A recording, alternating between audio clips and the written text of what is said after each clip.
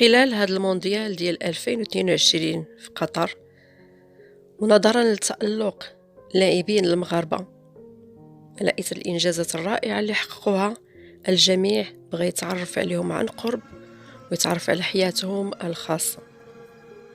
وكما كنتمنى أن سرد القصص ديالهم تكون ملهمة للشباب المغربي الطموح اللي بغى يحقق المتمنيات والأحلام ديالو، ويعرف بلي أن هاد اللعابة اللي ناجحين دابا راه بداو من الصفر وما وصلوش لهاد الشيء اللي راهم فيه بالساهل. بالعكس، راه عاناو وقصاو وتعرضوا لبزاف ديال المصاعب وبزاف ديال الإعاقات اللي ما فشلتهمش، ولكن كملوا طريقهم حتى وصلوا للهدف ديالهم.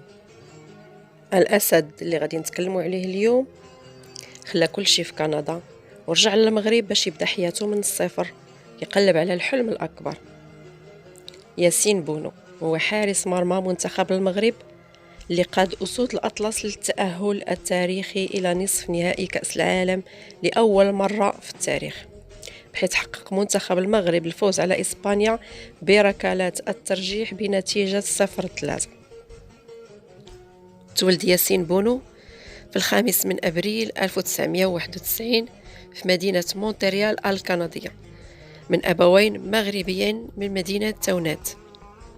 الوالد ديالو مهندس دولة وأستاذ سابق في المدرسة الحسنية للأشغال العمومية.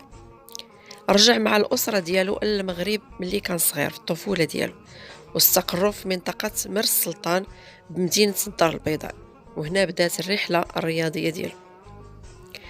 بونو كيتقن 4 لغات، وهي العربية، الإنجليزية، الإسبانية والفرنسية.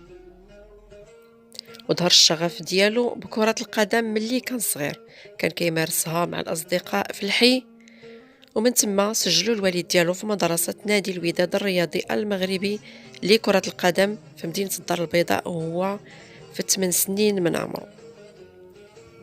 ومن بعد عامين شارك في مسابقة كأس الدار البيضاء، وبفضل ردود أفعاله السريعة والقامة ديالو الطويلة مقارنة بالزملاء ديالو اللي في الفريق، المدرب وضعه في مركز حساس هو حراسة المرمى. وهنا بدا الطفل بونو كيشق طريقه في عالم كرة القدم، وبدا كيتفرج دائما وبانتظام على مقاطع فيديو لكبار حراس المرمى العالميين بحال الإيطالي جان لويجي بوفون والهولندي إدوين فان ديرساي. دوز بونو كتر من عقد من الزمان في نادي الوداد الرياضي، وتدرج في الفئات العمرية ديالو حتى وصل للفريق الأول بالتزامن مع الدراسة الأكاديمية في مدارس مدينة الدار البيضاء. وملي وصل 18 عام نادي نيس الفرنسي بغى يضمو لصفوف الفريق ديالو عام 2009، ولكن المطالب المادية لنادي الوداد الرياضي حالت دون ذلك. في موسم 2009-2010 التحق بونو بالفريق الأول لنادي الوداد الرياضي المغربي، وكان العمر ديالو أنذاك 19 عام، بصفته حارس مرمى ثاني خلف نادر المياقري اللي كان الحارس الأول للفريق البيضاوي.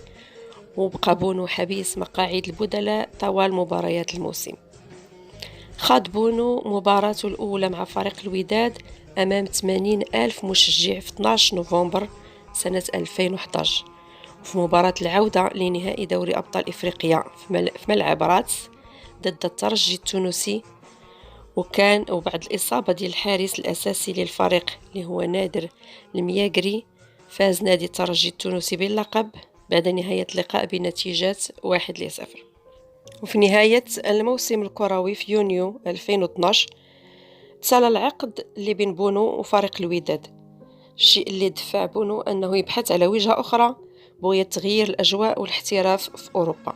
15 يونيو 2012 وقع بونو عقد لمدة عام مع نادي أتلتيكو مدريد الإسباني مقابل مبلغ 360 ألف يورو، مع خيار عامين إضافيين بصفته حارس ثالث خلف تيبو كورتو ودانييل أرانزوبيا، علما بأن الراتب ديالو مع الفريق الإسباني كان أقل من الراتب ديالو في النادي السابق. وكانت هذه البدايات ديال الحارس ياسين بونو، بحيث لعب في الأول مع فريق أتلتيكو دو مدريد ولكن كان كيدوز معظم الوقت على مقاعد البدلاء كيتسنى بحالة إصابة أحد الحارسين الأساسيين. لعب ياسين بونو مباراته الرسمية في كأس السوبر الأوروبي ضد نادي بايرن ميونخ نهار 24 سبتمبر 2020 وتلقى هدفين وخسر الفريق ديالو. وفي فبراير 2021 دخل بونو تاريخ النادي الأندلسي بعد ما حافظ على نظافة شباكه لمدة 528 دقيقة في الدوري الإسباني، تجاوز الرقم القياسي اللي كان بحوزة الحارس البرتغالي بيتو 516 دقيقة خلال موسم 2014-2015. وفيما يخص الحياة الخاصة لياسين بونو فهو متزوج من إيمان مغربية من مدينة سطات وتبلغ من العمر 30 عام، أي أنها تصغره بعام فقط. التقت إيمان بزوجها ياسين بونو للمرة الأولى ملي كان عضو بارز في فريق الوداد البيضاوي، وكيقولوا نشأت بيناتهم قصة حب انتهت بالزواج. في ديك الوقيته تلقى ياسين عرض من فريق أتلتيكو مدريد الإسباني وانتقلات معه الزوجة ديالو للعيش في دولة إسبانيا، وعندهم وليد صغير سميتو إسحاق. كتحرص الزوجة ديال ياسين بونو على الدعم ديالو دائما وكترافقو في بعض الرحلات الرياضية خاصة بالمنتخب باش تشجعو. وسبق باش تعرضات إيمان للتنمر والهجوم من قبل معجبات ياسين، ولكنها كتواجه دائما الأمر بالسخرية.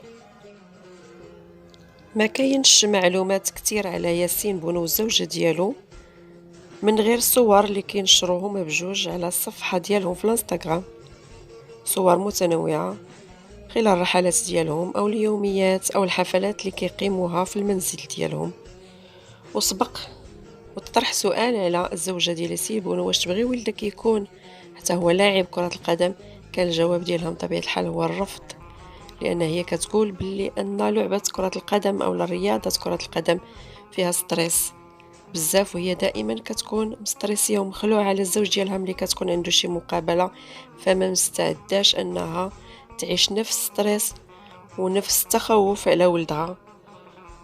وهذا صحيح، بالفعل هنا كان ياسين بونو تلقى ضربه في راسو لدرجه انه دخل المستشفى. في هذه الصوره كان معاه الوالد ديالو والوالده ديالو. فعلا الله يحفظوا الوالديه والله يحفظوا المنتخب الوطني ولبلادو.